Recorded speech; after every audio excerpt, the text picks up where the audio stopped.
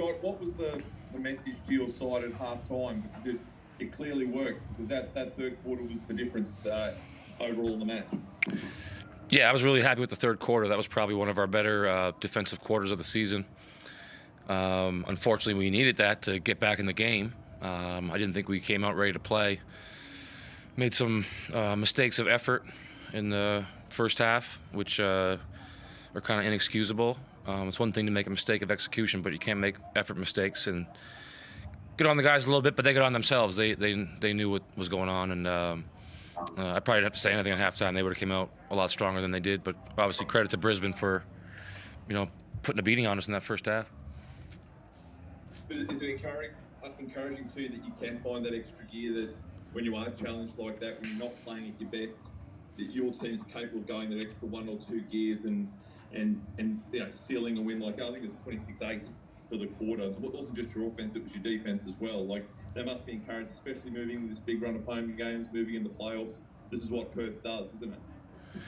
Well, I hope so. I hope that's what we do. But I'd rather that we didn't need it. Like I said, it's nice to have that third gear, maybe to put a team away, as opposed to try and claw back into a close game. But definitely better than not having it. And I'll always take a win over a loss, regardless of how it looks. And at least we have some good film to check out tomorrow. And Vic, clearly enjoyed your return in this arena, and you must have been delighted with how you played as well. I'm just happy we won. Like Scott said, we came out a little bit slow to start, but happy to come into this gym and get a win. Brisbane's a better team than a lot of people are giving them credit for. They're playing hard. They're playing with a lot of gripes, I would say, or reasons that they could complain. So I would give my hats off to them. And you were out there in the third. What did you? Was it more the defensive end when you were just getting stops? And what did you put that third quarter down to? Yeah, just defensively. I said it out on the court. I don't think we really need to stress on offense. I think offense for us will come, and we'll get open looks. But defensively, we just have to stay locked in and give ourselves opportunities to get easy looks on the offensive end. It's easy to shoot a jump shot. It's hard to make that second effort to box out or close out on somebody. You mentioned on the TV after winning that interview, it was a bit emotional for you going back to Brisbane. How did you handle that, and what did you work through throughout the day and the week heading back there? Coming into flying, after the Morrison game, I treated this like just another game. But when we landed in Brisbane, it was just really cool to have those nostalgic feelings, being in the airport and kind of knowing where I was when we were driving back. But when the game, started, it was just, like I said, just another game, follow the scout. And win the game, I'm happy I played well and made some shots, but I'm really looking forward to finishing this weekend off strong.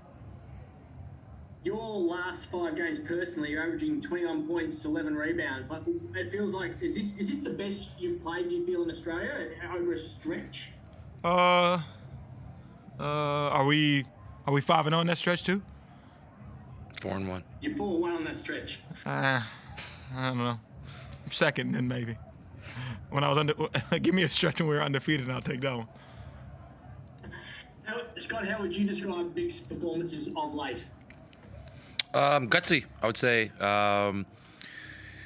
Especially his rebounding. We really needed, a boost on the glass. We got out rebounded tonight, but it was a better effort than we've been having a lot of games. And just thinking back to that game on, I don't even know what day it is, on Thursday night, I guess. I thought Vic's rebounding in the second half was a big key for us to hold them off. And then same thing today. He goes up with the Giants, and guys a lot bigger than him, and comes down with a lot of 50-50 rebounds, and that keeps us in games. And then thought he made some great reads offensively. Good players. With great power comes great responsibility. I think Spider-Man said that, or somebody. And when you have the power to draw help and double coverages, you got to have the responsibility to make the right play, and he's been doing that all season. And Michael Frazier tonight, you're putting back into the starting lineup in a different sort of position, and with the change of the entire group's position, and then he scores 9 points and shows a little bit of what you were hoping to have seen from all season. And what did you think of his efforts? I thought he had 2 good games in a row. Thursday night didn't show up on the stat sheet as much, but I thought he made some good plays that helped us win. And I just spoke to him about kind of starting fresh and just trying to stack, good games on top of each other and get yourself going that way. It was great to see him hit a couple shots and play with some confidence. So we'll just encourage him to keep playing hard, keep playing the right way, and the game will hopefully reward him. Scott, I believe this win now means you cannot drop below 500 on the road, which is something that you've said was one of your goals for this 3-month road trip. Even though the job isn't done yet, you've got New Zealand on Monday. How pleased are you with that result? Yeah, I guess you could say we reached that goal, but the funny thing is when you hit those goals, you just keep changing the goal. So now our goal is to be 9-5. I think we're 8-5 right now on the road, so our goal is to be 9-5. It's not going to be easy. I told the guys in the locker room, and different people have heard me say this during the season.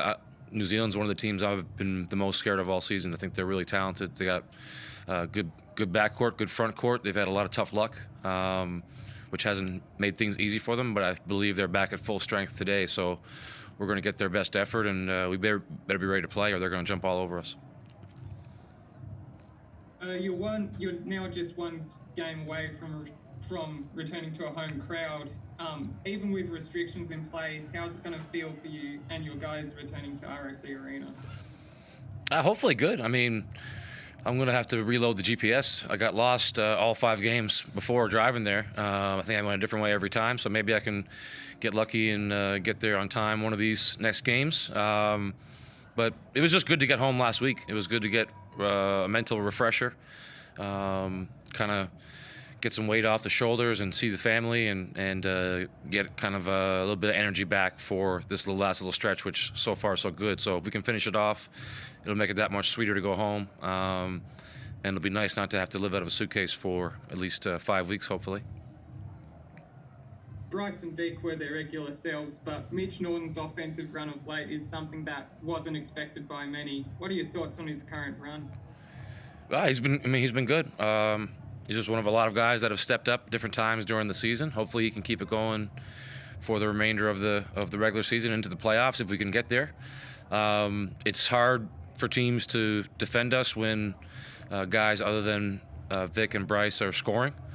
And, Mitch, LT, Todd, Juk, everyone who's gotten a chance to play has provided some sort of a scoring punch and making it tough for teams to kind of help off them and give extra attention to the bigger names. So it's kind of crucial for us to win. Guys like Mitch stepping up, and they have been.